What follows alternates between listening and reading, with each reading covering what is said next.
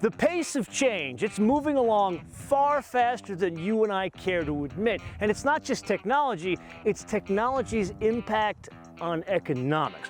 For example, a hybrid, not that long ago, it was about 5 to 8 grand more than the equivalent car with a gas engine.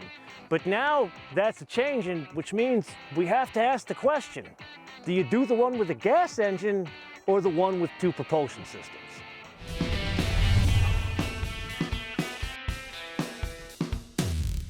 So a couple of months ago, you and I did a tech review on the internal combustion engine version of this car. Just a quick recap there, 2.5 non-turbo, 4-cylinder engine, about 187 horsepower. This, a completely different kettle of fish. It is a 1.6 turbocharged 4-cylinder, 177 horsepower, and 195 pound-feet of torque.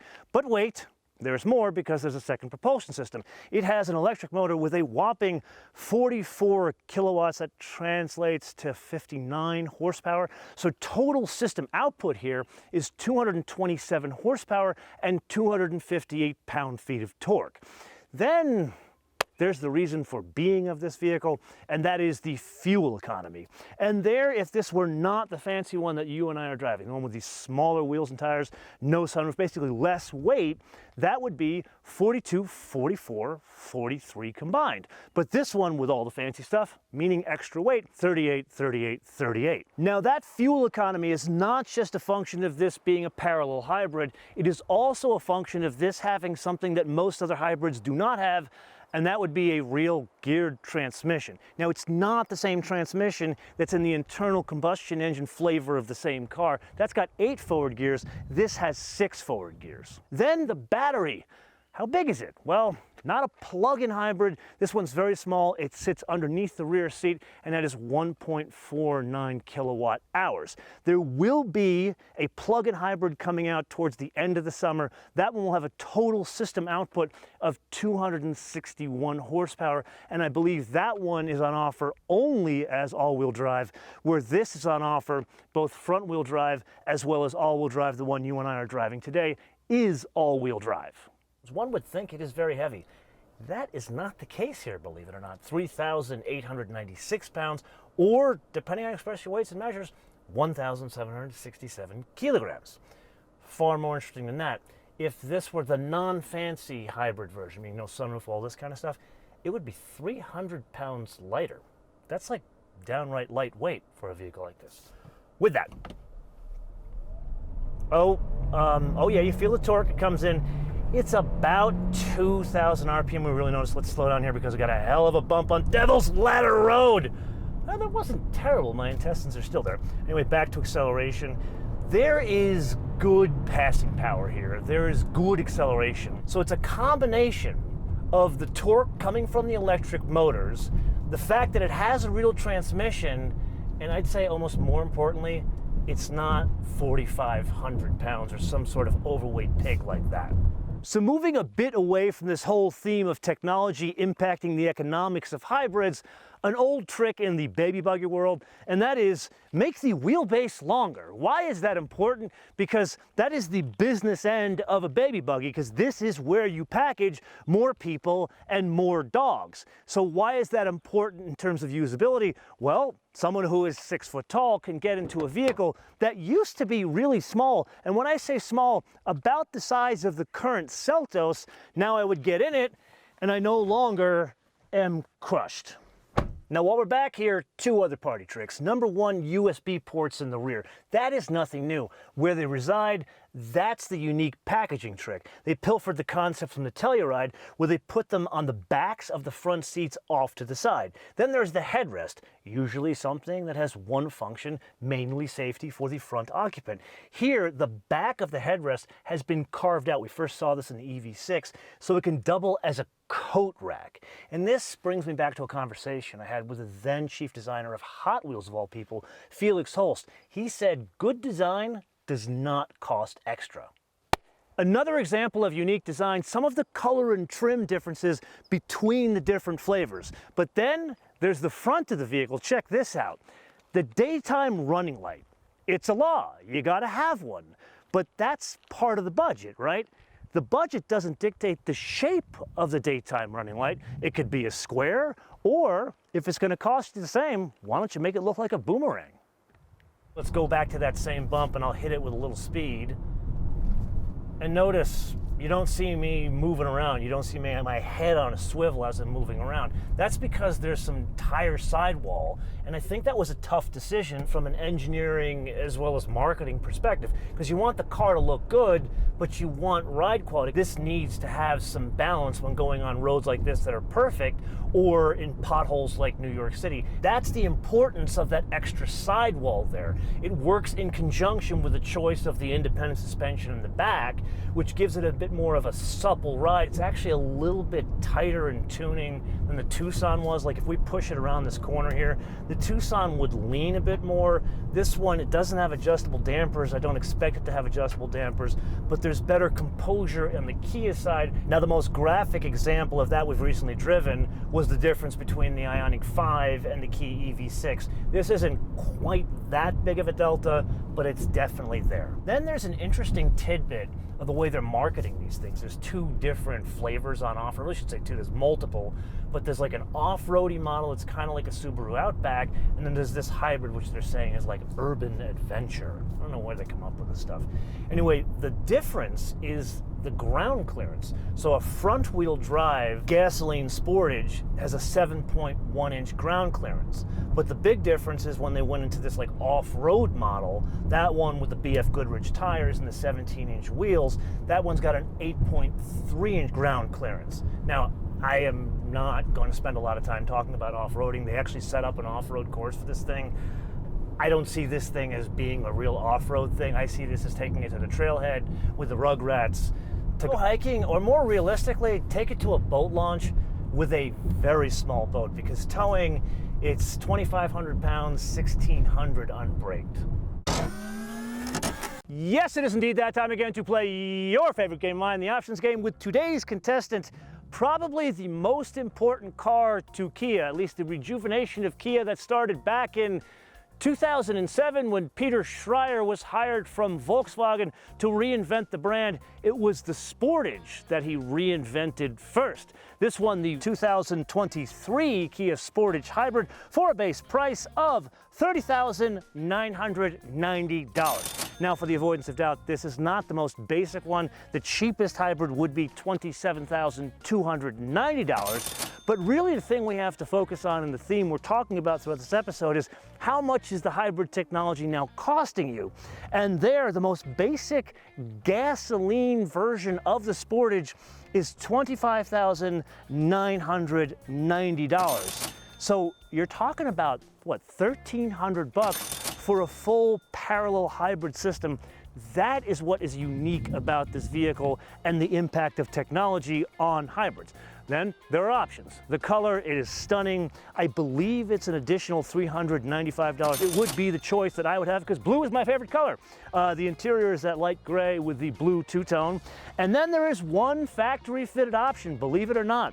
It is the EX Prestige package, which adds the panoramic roof, the vanity mirrors, the LED lighting, as well as the power liftgate. That is a whopping $1,500. Then there is one more option on this vehicle, which I believe is port-installed floor mats, $155. Really? On a $3,000 vehicle, you're gonna charge me $155 for floor mats? Please change that. Then destination and handling from the exotic port of call of not Ulsan, Korea. This is the first Sportage to be manufactured in the good old US of A in the very exotic city in the south of West Point, Georgia. $1,255. That is more than a destination on a Porsche from Stuttgart. Perhaps look at that. Then we get to the total retail price of $33,860. So design, specifically interior design, a very hard lesson the folks at the Hyundai Kia Group internalized many years ago. You see, the popular opinion back then was people buy cars based on price. That is not correct. You see, they made cars that were finally reliable and had great warranties, but no one except for credit criminals bought their cars. Well, then they hired some designers from like US car companies and European car companies, and all of a sudden people started buying Hyundais and Kias. Well, that continues, and they kind of to the point where they're known for their design. But as it relates to the interior, some unusual things going on here. First and foremost, notice the color and trim. What I didn't expect is not just the contrast, so it's got this like light white, like grayish kind of interior, but notice it's a two-tone, top of the door panels and the top of the dash, not black, blue.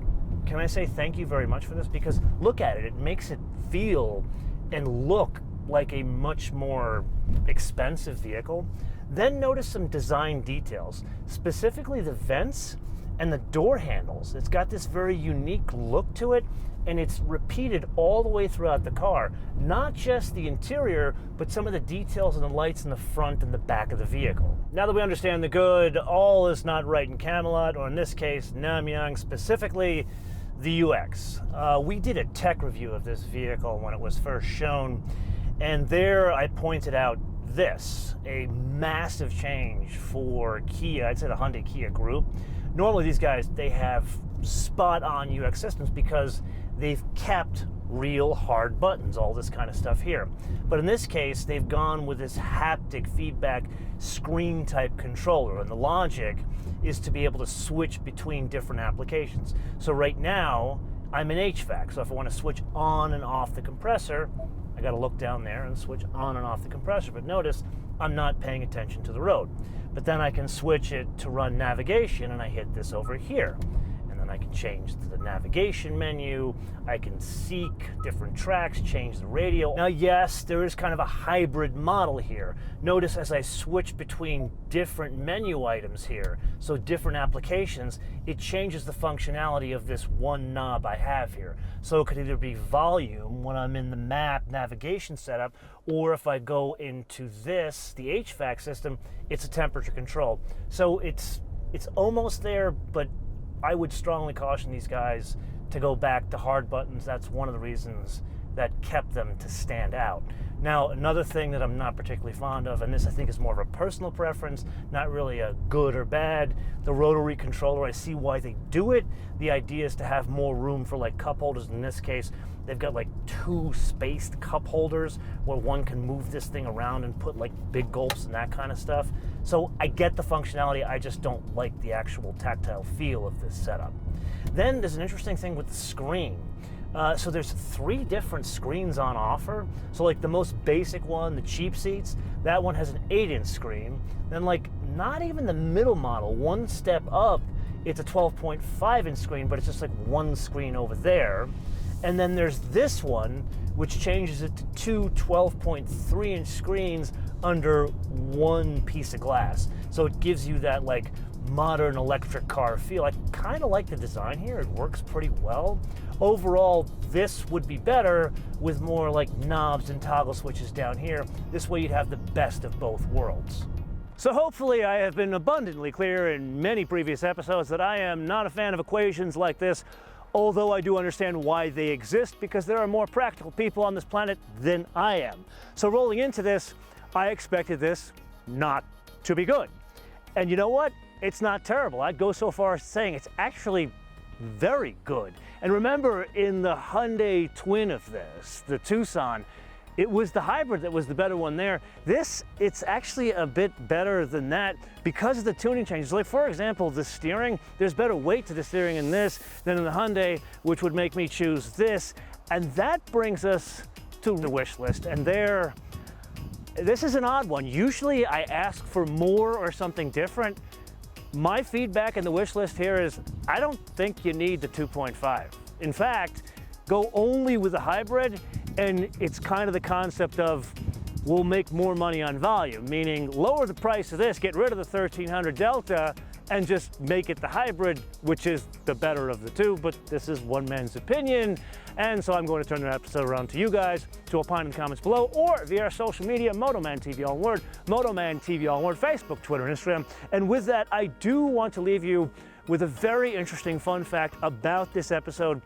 For the first time ever in all my 13 years of doing this, I didn't do my normal and fly here with like United Airlines. This was kind of close to the home base of the hangar where we usually shoot these episodes. So instead, I flew myself to this shoot. And can I say, it was bumpy, going through the Banning Pass, but man oh man, was it fun.